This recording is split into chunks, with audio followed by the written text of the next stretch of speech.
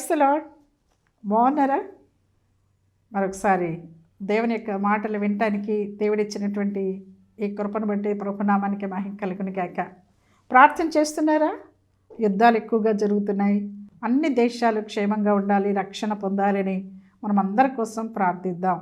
మరి ఏకీభవించి ఆ విధంగా ప్రార్థన చేయకపోతే నిజంగా మరి దేవుని రాకడ చాలా సమీపంగా ఉంది కదా. కాబట్టి మనం మేల్కొని మనం సిద్ధపడుతూ అనేకలు సిద్ధపడుద్దాం. ఓకేనా? ఒక చిన్న మాట ప్రార్థన చేసుకొని వాక్యంలోకి వెళ్దామా? ప్రార్థన చేసుకుందాం. యేసయ్య తండ్రి, స్తోత్రమయ్యా, మహాపరిశుద్ధుడైన దేవా, నీకు వందనాలు తండ్రి. ఈ సమయంలో మీరు మాతో మాట్లాడండి ప్రభువా. ఇదిగో నా తండ్రి, నేను నీ వాక్యమును ధ్యానం చేయబోతుండగా అయ్యా, నీ వాక్యము ద్వారా మాతో మాట్లాడమని యేసు నామమును బట్టి అడిగి వేడుకొంచున్నాను తండ్రి. ఆమేన్. ఏండి, ఇక చాలా దగ్గరలో ఈ 40 దినాలు ముగించబోతున్నారు కదా. అవునండి, ఈ మంచి శుక్రవారం మనకు దగ్గరలో ఉన్నది. మంచి శుక్రవారము అనంటే గుడ్ ఫ్రైడే. మరి దేవుడు చేసినటువంటి కార్యమును బట్టి చాలా ఇన్ని దినాలు శ్రమ దినాలు అన్నారు కదా. ఇప్పుడైతే చూస్తే మంచి శుక్రవారం, ఆయన సిలువ వేయబడినటువంటి దినాన్ని మంచి శుక్రవారము అంటున్నారు. శ్రమ దినాలలో మరి ఆయన ఎంత బాధపడ్డాడు, శ్రమ పడ్డాడు అనే విషయాలన్నీ ధ్యానం చేస్తూ ఉంటాం కదా. మరి ఈ దినం కూడా అంతకంటే మించినటువంటి శ్రమ కదా గుడ్ ఫ్రైడే అంటే. మరి ఆ గుడ్ ఫ్రైడేకి అంత మించినటువంటి శ్రమ సిలువలో ఆయన భరిస్తూ ఉంటే దాన్ని ఎందుకు మంచి శుక్రవారం అన్నారంటే నిజంగానే మంచి మన పట్ల చేశారైనా. ఆయన అంత శ్రమ పొంది మన పట్ల ఎంత మంచి చేశారు కనుక, గొప్ప మూల్యమైనటువంటి రక్షణ మనకు తీసుకొచ్చారు కనుక అది మంచి శుక్రవారం అయింది. అవునండి, మరి సిలువలో చేసినటువంటి ఆయన కార్యాన్ని, పలికినటువంటి మాటల్ని మనం ఒకసారి ధ్యానం చేద్దామా? రండి. సిలువను కూర్చిన వార్త మనము కొరింథీ రాసిన మొదటి పత్రిక 1వ అధ్యాయం 18వ వచనంలో చూస్తే, సిలువను కూర్చిన వార్త నశించిన వారికి వెరితనము, కానీ రక్షింపబడుచున్న మనకు దేవుని శక్తి. ఈ యొక్క వాక్యం ద్వారానే నేను నిజంగా దేవుని యొక్క శక్తి ఏంటో నేను కనుగొనగలిగాను. నేను ఉపవాసం ఉండి ప్రార్థన చేసి, ప్రభువా నీ శక్తి ఏంటో నాకు తెలుపంటే దేవుడు కొంచెంగా నాకు ఆ అభిషేకాన్ని దేవుడు నాకు ఇచ్చారు. ఆ శక్తి ఏంటో కొంచెం నాకు తెలుసుకోవడానికి దేవుడు నాకు కృపనిచ్చారు. అవునండి, నా ఇంటర్మీడియట్లో ఈ వాక్యం మీద నేను ఎక్కువగా ధ్యానం చేసి దేవుని దగ్గర ప్రార్థన చేశాను. అవును, దేవుని యొక్క శక్తి తెలుసుకోవాలంటే సిలువను గురించినటువంటి వార్త ఏంటండి? సిలువను గురించినటువంటి వార్త, సిలువలో ఆయన ఏం చేశారు, ఏ కార్యం చేశారు, ఏం పలికారు, ఎందుకోసం ఆ విధంగా శ్రమ పడ్డారు, ఈ విషయాలు మనం ధ్యానం చేసుకోగలిగితే మన జీవితం మారిపోతుంది. ఆ వార్త మనకు శక్తిని ఇస్తుంది. ఆయన చనిపోవటం మనకు శక్తిని ఇస్తుంది. ఆయన చనిపోవటం, ఆయన రక్తం కారవటం మనకు రక్షణను ఇస్తుంది. అవునండి, నువ్వు ఒకవేళకనే ఆ సిలువను గురించిన వార్త నువ్వు వినకపోతే, ఆయన ఎందుకు మరణించాడు, ఎందుకు తిరిగి లేచాడు, ఆయన ఎందుకు మరి రాబోతున్నారు, ఈ విషయాలకని నువ్వు అర్థం చేసుకోలేకపోతే, ఆ విషయాలను నువ్వు ధ్యానం చేసుకోలేకపోతే నిజంగా ఈ వార్త నీకు వెర్రితనంగానే ఉంటుంది అని దేవుడు అక్కడ మాట్లాడుతూ ఉన్నారు. మనం సిలువలో పలికినటువంటి మాటలు 7 మాటల్లో మనం మొదటి మాటను చూసినట్లయితే రండి చూద్దాం. లూకాసు వార్త 23వ అధ్యాయం 34వ వచనాన్ని చూస్తే, యేసు, తండ్రి వీరు ఏమి చేయుచున్నారు, వీరెరుగరు కనుక వీరిని క్షమించుమని చెప్పాను. అంటే అక్కడ అందరూ అక్కడ ఏం చేస్తున్నారండి, ఆయన కొడుతున్నారు, ఆయన తిడుతున్నారు, ఆయన ముఖం మీద ఉమ్మి వేస్తున్నారు, ఆయన చంప మీద వెంట్రుకలు లాగుతున్నారు, ఆయనను ఎంతగానో హింసిస్తూ ఉన్నారు. నువ్వు దేవుడివైతే నువ్వు దిగిరా, మేము నమ్ముతామని ఆయన హేళన చేస్తున్నారు. అన్ని విధాలుగా ఆయన్ని అవమానపరుస్తూ ఆయన హింసిస్తున్నప్పుడు ఆయన ఏమంటున్నారు తెలుసా? నానా, నువ్వు వాళ్ళని ఏమన్నా, నన్ను ఈ విధంగా హింసిస్తున్నారు, నన్ను కొడుతున్నారు, నన్ను ఎలా అంటే అలా ఉమ్మి వస్తున్నారు, నన్ను అవమానపరుస్తున్నారని, నానా నువ్వు వాళ్ళు ఏమన్నా అంటావేమో, వాళ్ళని ఏమనొద్దు, వాళ్ళ మీద కోపపడొద్దు నానా అని తండ్రితో ఆయన వేడుకుంటున్నట్టుగా చూస్తున్నా. అంటే వాళ్ళకి తెలీదా వీళ్ళు ఏం చేస్తున్నారు, వీళ్ళకి తెలీదు. క్షమించు అని వారి పక్షంగా క్షమాపణ విజ్ఞాపన చేస్తున్నాడు తండ్రికి. అవునండి, నువ్వు ఎవరినైనా కానీ అనవసరంగా కొడుతూ ఉంటే అది నీకు, అరే నేను అనవసరంగా కొట్టానని ఎన్నిసార్లు నువ్వు బాధపడి ఉంటావు కదా. అనవసరంగా వాళ్ళు ఏం తప్పు చేయకుండా వాళ్ళు కొడితే అది తప్పు అని మనకు తెలిసిపోతుంది కదా, మనసాక్షి చెప్తుంది కదా. మరి ఆయన ఏం తప్పు చేయలేదు, ఆయన ఏమి తప్పు నేరం చేయలేదు. మరి ఆయనతో పాటు ఉన్న వాళ్ళు నేరం చేస్తారు, ఈయన ఏం నేరం చేయలేదు. నేరం చేయకపోయినా ఆయన్ని ఆ విధంగా చిత్రహింసలు పెట్టి ఆయన చంపివేస్తున్నారు. అవునండి, నేను రాజు అని అనటం తప్ప ఆయన నేను పరలోకం నుంచి దిగి వచ్చిన వాడిని అనటం తప్ప వాళ్ళకి పరలోకం గురించి చెప్పడానికి ఆయన మనిషి కుమారుడు ఈ లోకానికి వచ్చారు. అవునండి, అందుకనే అంటున్నాడు, నాన్న వాళ్ళకి తెలియదు, తెలిస్తే నన్ను ఎందుకు ఇలా చేస్తారు, వాళ్ళు ఎలా విధంగా నన్ను ఎందుకు కొడతారు, కాబట్టి వాళ్ళకి తెలియదు, కాబట్టి నువ్వు వాడిని క్షమించు అని తండ్రిని అడుగుతూ ఉన్నాడు. దేవుని దగ్గర నుంచి క్షమాపణ, వారికి ఎవరైతే బాధ పెడుతున్నారో వారికి క్షమాపణ, నీకోసం కూడా ఇప్పుడు దేవుడు క్షమించు అని దేవుడు అడుగుతూ ఉన్నారండి. యెషయా గ్రంథం 53వ అధ్యాయం 12వ వచనాన్ని చూస్తే, అతిక్రమ చేయవారిలో ఎంచబడిన వాడాయను, అనేకుల పాపమును భరించుచు తిరుగుబాటు చేసిన వారిని గురించి విజ్ఞాపనము చేసిన. నిజంగా వాళ్ళందరి గురించి వాళ్ళు ఎంత చిత్రహింసలు పెట్టి ఆయన బాధ పెట్టి దుఃఖ పెడుతున్నారో వాళ్ళని గురించి దేవుడు తండ్రికి విజ్ఞాపన చేస్తున్నట్లుగా ఇక్కడ మనకు కనిపిస్తూ ఉన్నారు. అలాగే మనల్ని కూడా ఆ విధంగానే చేయమంటున్నాడు. చూద్దారండి, లూకాసు వార్త 6వ అధ్యాయం 27-28 వచనాలు చదివితే, వెనుచున్న మీతో నేను చెప్పున్నదేమనగా, మీ శత్రువులను ప్రేమించుడి, మిమ్మల్ని ద్వేషించు వారికి మేలు చేయుడి, మిమ్మల్ని శపించు వారిని దీవించుడి, మిమ్మల్ని బాధించు వారి కొరకు ప్రార్థన చేయడు. ఇప్పుడు అదే చేస్తున్నాడైనా, అయ్యా వీళ్ళని క్షమించు అని, వాళ్ళని దీవెన, వాళ్ళకి రక్షణ, నా రక్తము ద్వారా వాళ్ళకి రక్షణ, నువ్వే కదా నువ్వు పంపించింది, రక్షణ వస్తుంది వాళ్ళకి, వాళ్ళని దీవించు, వాళ్ళ కోసమని తండ్రిని వేడుకుంటున్నట్టుగా మనం ఇక్కడ చూస్తున్నాం. మనం అతి విధంగా నేర్చుకుందామా? నీకు ఇప్పుడు శత్రువులు ఉన్నారా, నిన్ను బాధ పెడుతున్నారా, దుఃఖ పెడుతున్నారా, మరి ప్రభు మార్గాల్లో మనం నడుద్దామా? అప్పుడే మంచి శుక్రవారం అని మనం చెప్పుకోగలిగేది. ఆయన నడిచిన బాటలో మనం కూడా నడవాలి. శత్రువులు మనం ప్రేమించేటట్టుగా ఆ ప్రేమను, దేవుడు మన పట్ల చూపించిన ఆ ప్రేమను మనం కనపరచాలని దేవుడు ఇక్కడ మాట్లాడుతూ ఉన్నారు.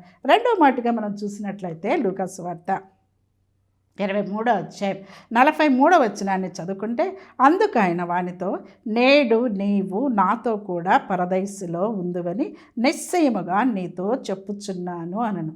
ఇక్కడ దేవుడు దొంగతో అంటున్నటువంటి మాట. ఏం చూచి దొంగను, మరి నువ్వు నాతో కూడా పరదేశంలో ఉంటావు అంటున్నాడు.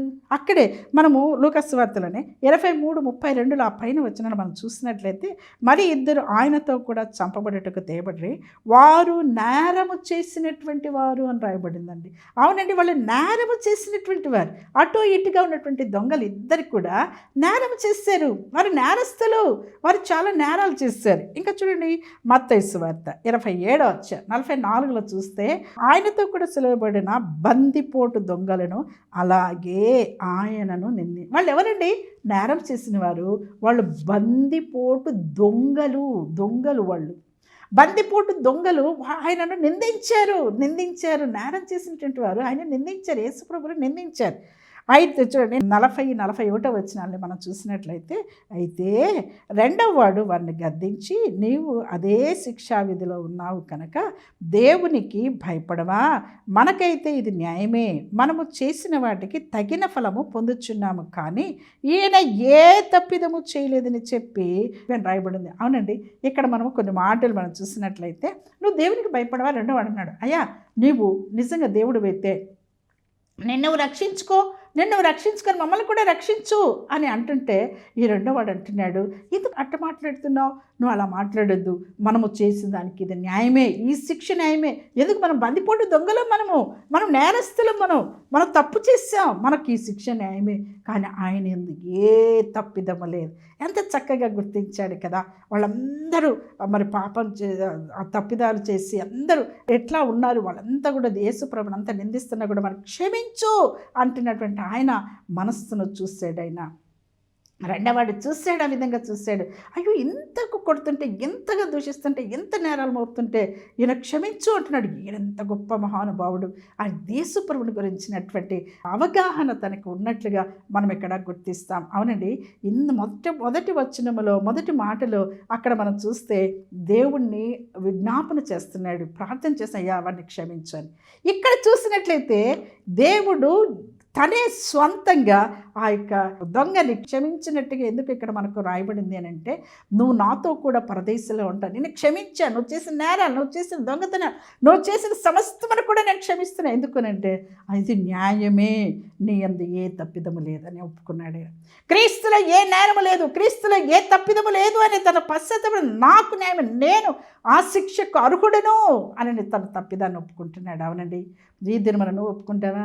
నిజంగా నేను తప్పిదం చేశా, నాకు శిక్ష రావాలి, నేను తప్పిదం చేశా, నేను ఆ యొక్క నేరము నేను భరించుకోవాలి, ఆ అవమానం నేను భరించుకోవాలి, ఆ శిక్ష నేను భరించుకోవాలి. కానీ ఆయన భరిస్తున్నాడు. ఆయనలో ఏ తప్పిదము లేదు అని నువ్వు కూడా ఒప్పుకోగలవా? నువ్వు ఒప్పుకోగలిగితే సిలువ శక్తి అంటే ఏంటో నీకు తెలిసి వస్తుంది. సిలువ శక్తి ఏంటో నువ్వు గుర్తించగలవు. ఆ దొంగ గుర్తించాడు కనుకనే ఆయనలో ఏ తప్పిదము లేదు, నాకు న్యాయమే, నేను నేరం చేసిన ఒప్పుకున్నాడు కనుకనే ఆయనకి ఏమొచ్చిందంటే అక్కడ క్షమాపణ వచ్చింది.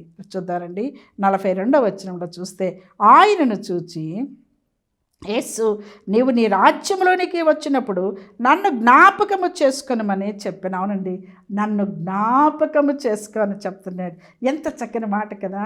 దేవుణ్ణి అడుగుతున్నాడు, అయ్యా నువ్వు రాజ్యంతో వస్తావు నాకు తెలుసయ్యా, నువ్వు నీ రాజ్యంతో వచ్చినప్పుడు నన్ను జ్ఞాపకం చేసుకోయ్యా, నన్ను క్షమించయ్యా, నన్ను మన్నించయ్యా అని అడిగితే, ఇదిగో నిజంగా నువ్వు నాతో కూడా నువ్వు ఉంటావు.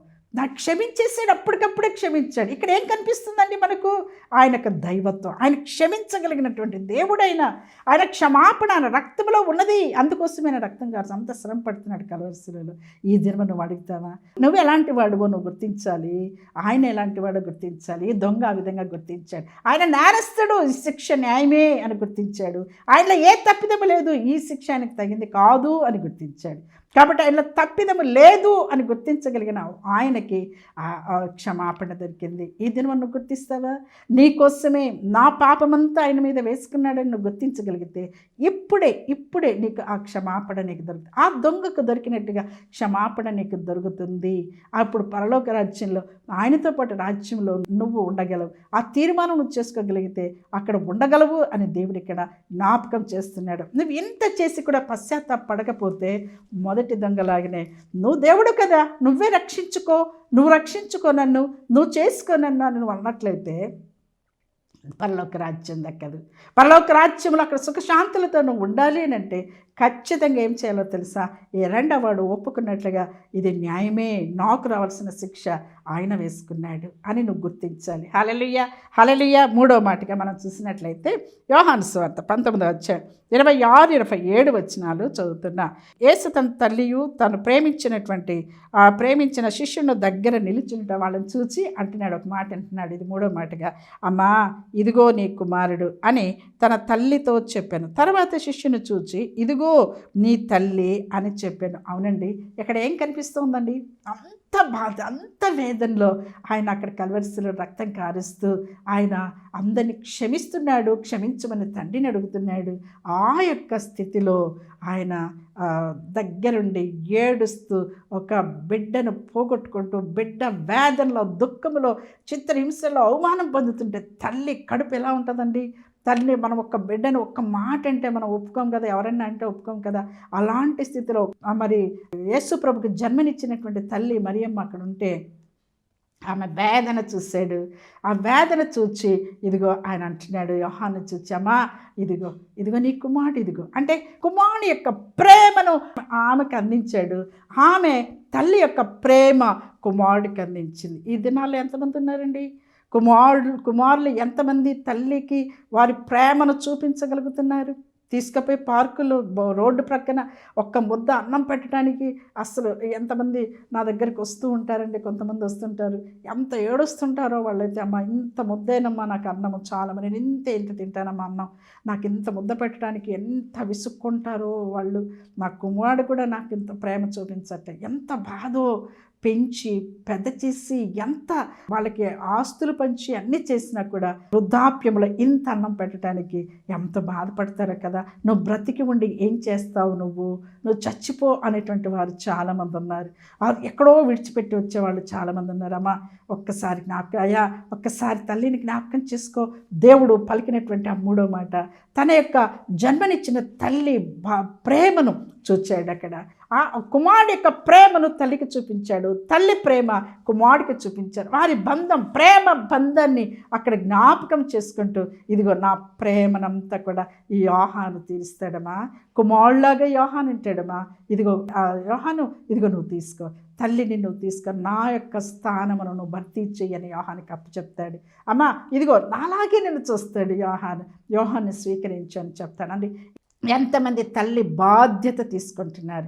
నిజంగా నీ ప్రేమను తల్లికి నువ్వు చూపించగలుగుతున్నావు. కుమారులు కుమార్తెలు ఎంతమంది ప్రేమను వారికి చూపించగలుగుతున్నారు? ఈ దినములో నువ్వు సిలువ ధ్యానం చేస్తున్నావు. ఇది పాటించకపోతే, ఇది ఆచరించకపోతే నిజంగా సిలువ ధ్యానాలు వ్యర్థమే, మన జీవితంలో వ్యర్థమవుతుంది. ఆ ప్రేమను నువ్వు చూపించగలవా? తల్లిదండ్రుల మీద చూపిస్తున్నావా? తల్లిదండ్రులు మీరు కూడా మీ బిడ్డల పైన ఆ ప్రేమను మీరు చూపించాలి. చాలామంది తల్లిదండ్రులు ఆడబిడ్డలనే ప్రేమిస్తారు, లేకపోతే కొడుకులనే ప్రేమిస్తారు. అలా కాదు, అందరినీ కూడా సమానంగా ప్రేమించినటువంటి స్థితి మనకు ఉండాలి అని దేవుడు దీని ద్వారా మనతో మాట్లాడుతున్నారు. చూడండి, మనము 4వ మాటగా మనం చూసినట్లయితే మార్కు సువార్త 15:34 వచనాన్ని చూస్తాం. 3 గంటలకి యేసు ఎలోయి ఎలోయి లామా సబక్తాని అని బిగ్గరగా కేక వేశాను. ఆ మాటకు నా దేవా నా దేవా నన్నెందుకు చేయి విడిచితివని అర్థము. ఇక్కడ దేవుడు మాట్లాడుతున్నాడు. ఈ 4వ మాటగా ఎలోయి ఎలోయి నా దేవా నన్నెందుకు చేయి విడిచేశావు, నన్నెందుకు చేయి విడిచేస్తావు. ఇంతవరకు బాధ్యత, ఇంతవరకు క్షమాపణ, వాడి అందరి పట్ల క్షమాపణ అడుగుతున్నాడు, క్షమించాడు, అన్నీ చేశాడు. సడన్గా ఏం చేశాడంటే తండ్రి తన చేతిని వదిలింది తను గుర్తించాడు. ప్రభువా నా చేయి ఎందుకు వదులుతున్నావు, నేను అందరిని క్షమించి నీ దగ్గర తీసుకొని వస్తున్నాను, ప్రభువా నన్ను ఎందుకు చేయి విడిచావని అక్కడ గట్టిగా కేక వేసినట్టుగా చూస్తాను. ఎందుకు చేయి విడిచాడో 2 మాటలు చూద్దామనండి. యెషయా గ్రంథం 53వ అధ్యాయం 6వ వచనం చూస్తే, మనమందరము గొర్రెల వలె త్రోవ తప్పిపోతిమి, మనలో ప్రతి వాడును తనకిష్టమైన త్రోవకు తొలగెను, యెహోవా మనందరి దోషమును అతని మీద మోపెను. మనందరి దోషమును అతని మీద మోపెను. మనము త్రోవ తప్పిపోయినాం. మనము దేవుని త్రోవలో, దేవుని యొక్క మంచి మార్గంలో నడవలసినటువంటి మనము త్రోవ తప్పిపోయినటువంటి వారంగా మనం ఉన్నాం. అవునండి, త్రోవ తప్పిపోయి ఉన్నాం కనుక మన దోషము చేసి మన త్రోవ తప్పిపోతే తండ్రి మనల్ని చూచి ఏం చేశాడో తెలుసా? మన దోషమంతా, మన పాపమంతా తీసి మనం మంచి త్రోవలోనికి రావటానికి ఆయన మీద వేసి మనం మంచి త్రోవలో నడిపించాడు, స్ట్రైట్గా నడిపించాడు. పరలోక రాజ్యం కోసం ఆయన దగ్గరికి తీసుకొని వెళ్ళటానికి స్ట్రైట్గా నడిపించాడు. మనం ప్రక్క వెళ్ళిపోతున్నాం. సాతానుడు వేసిన ఉచ్చుల్లో మనం చిక్కుకోవడానికి, ఇటు చూస్తే ఇటు ఆకర్షణ, అటు చూస్తే అటు ఆకర్షణ, అటు పోతున్నాం ఇటు పోతున్నాం, అటు పరిగెత్తి ఇటు పోతున్నాం, త్రోవ తప్పి వెళ్ళిపోతున్నాం. స్ట్రైట్గా నడవలసిన వాళ్ళు ఎట్టంటే ఇటు పరిగెత్తి వెళ్ళిపోతున్నాం. అందుకని తండ్రి అయిన దేవుడు కుమారుడిని పంపించి ఏం చేస్తారో తెలుసా? మన పాపమంతా తీసేసి, అటు ఆకర్షణలన్నీ, లోకాకర్షణలన్నీ తీసివేసి, మనలో ఉన్నటువంటి ఆ దోషమంతా తీసివేసి ఆయన యొక్క సెలవులో ఆయన వేలాడుతున్న ఆయన మీద వేసేసాడు. ఇప్పుడు మన పాపమంతా ఎవరి మీద పోయిందంటే, మనలో ఉన్న దోషమంతా ఎవరి మీద పోయిందంటే సిలువలో ఉన్నటువంటి ఆయన మీదకి వెళ్ళిపోయింది. ఆయన మీదకి వెళ్ళి ఎప్పుడైతే ట్రాన్స్ఫర్ అయిందో అప్పుడు మనం నీతిమంతులుగా చేర్చబడ్డాం, మనం విమోచింపబడ్డాం, మనము దేవుడి ముఖం చూడటానికి మనకు ఆయనకు మరి అవకాశం కలిగింది. మన మధ్యలో ఉన్నటువంటి పాపం తొలగిపోయింది. డైరెక్ట్గా తండ్రి అని పిలిచే అవకాశం మనకు వచ్చింది. ఫస్ట్ మాటలు ఏమన్నాడు? తండ్రి వీరిని క్షమించు. మనము ఆయన దగ్గరికి వెళ్ళాము, మన పాపం అడ్డం వచ్చింది తండ్రిని అడుక్కోవటానికి.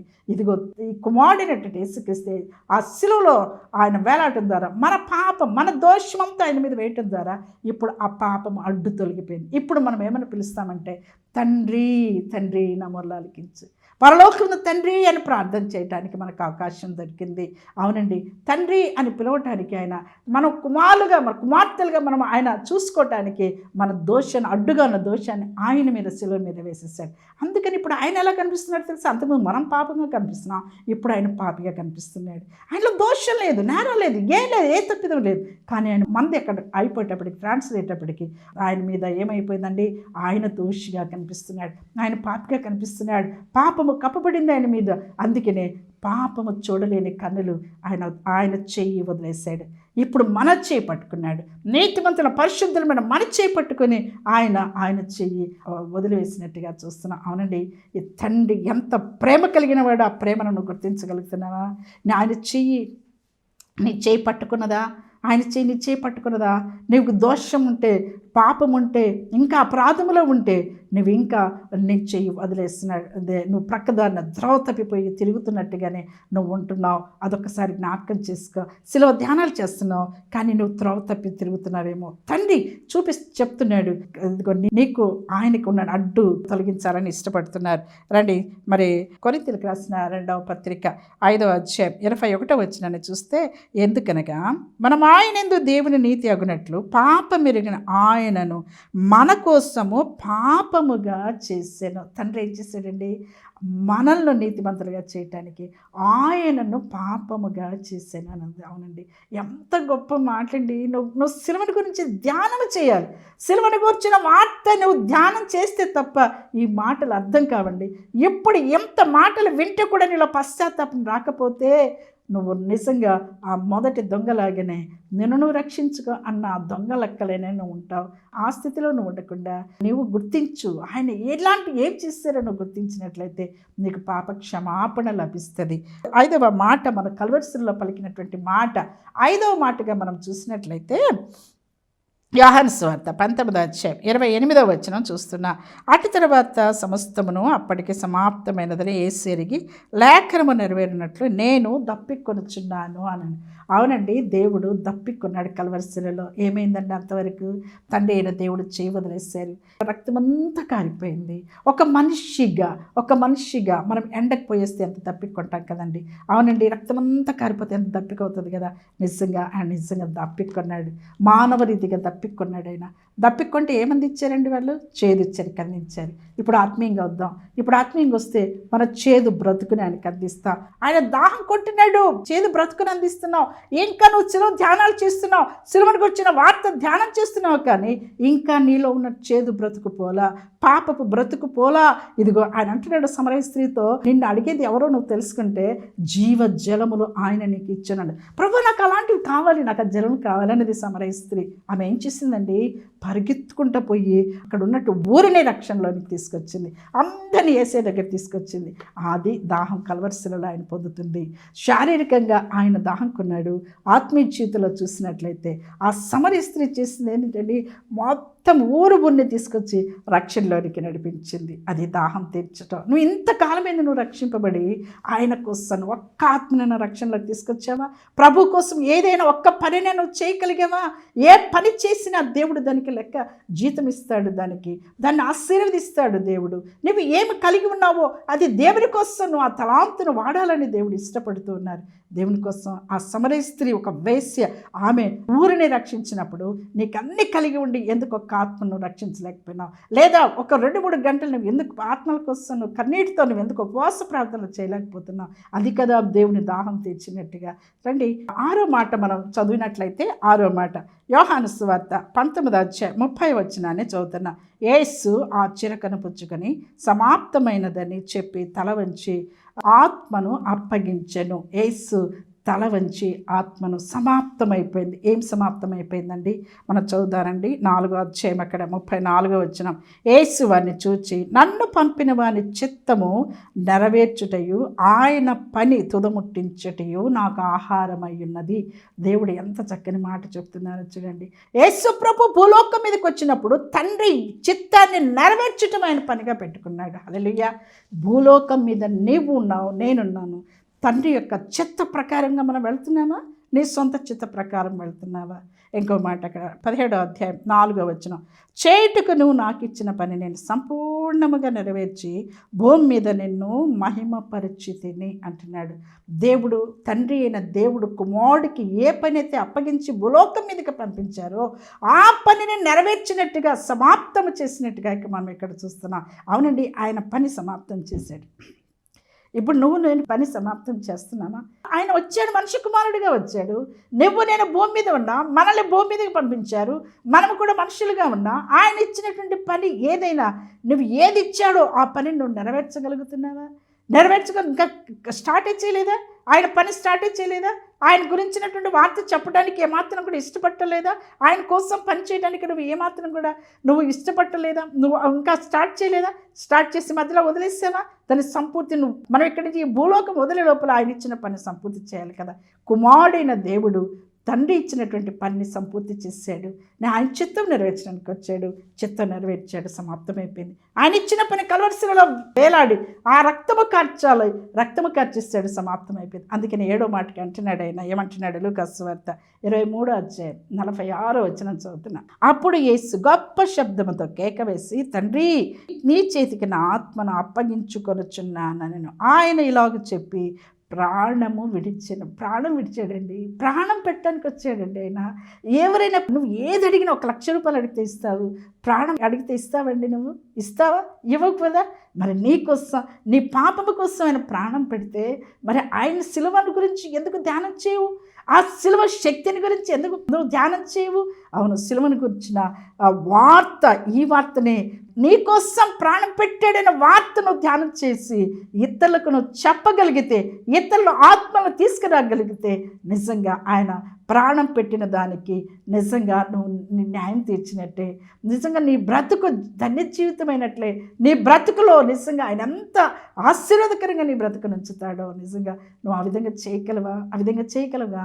నీకోసమైన ఆత్మను ఆయనకు చేతికి, ఏ చెయ్యతే వదిలేస్తుందో అదే చేతికి ఆయన ఆత్మను అప్పగించుకున్నాడు. ఇప్పుడు నువ్వు చనిపోతే నీ ఆత్మ ఆయన దగ్గరికి వెళ్తుందా? ఆ మట్టికి అయిపోతుంది శరీరము. ఆత్మ దేవుని చేతికి వెళ్ళాలి కదా, ఆత్మ దేవుని దగ్గరికి వెళ్ళాలి కదా, ఆయన దయచేసిన వాడి దగ్గరికి వెళ్ళాలి కదా. నీ ఆత్మ ఆయన దగ్గరికి వెళ్తుందా? ఇప్పుడు ఈయన ఆత్మ ఆయన దగ్గరికి వెళ్ళింది, కుమారుడు ఆత్మ తండ్రి దగ్గరికి వెళ్ళింది. నీ ఆత్మ దేవుని దగ్గరికి వెళ్తుందా, లేకపోతే నరకానికి వెళ్తుందా? ఒకసారి ఆలోచించేస్తావా? ప్లీజ్ ఒకసారి ఆలోచించే. ఆత్మ నరకానికి పోకుండా ఆయన ప్రాణం ఇచ్చాడు, ఆయన రక్తం ఇచ్చాడు. యేసయ్య, నేను పాపి, నన్ను క్షమించాను. ఒక్క మాట అడుగుతావా? ప్లీజ్ ఒక్క మాట మోకరించు. ఇప్పుడు ప్రక్కకి వెళ్ళొద్దు. మోకరించు. ప్రభువా, నా తప్పు చేశాను, నేను పాపినయ్యా, ఎంత నువ్వు వెంటనే కూడా నేను పాపం చేస్తున్నాను ప్రభువా, నన్ను క్షమించను. ఒక్క మాట అడిగితే చాలు, సూక్ష్మంలో మోక్షం వస్తుంది.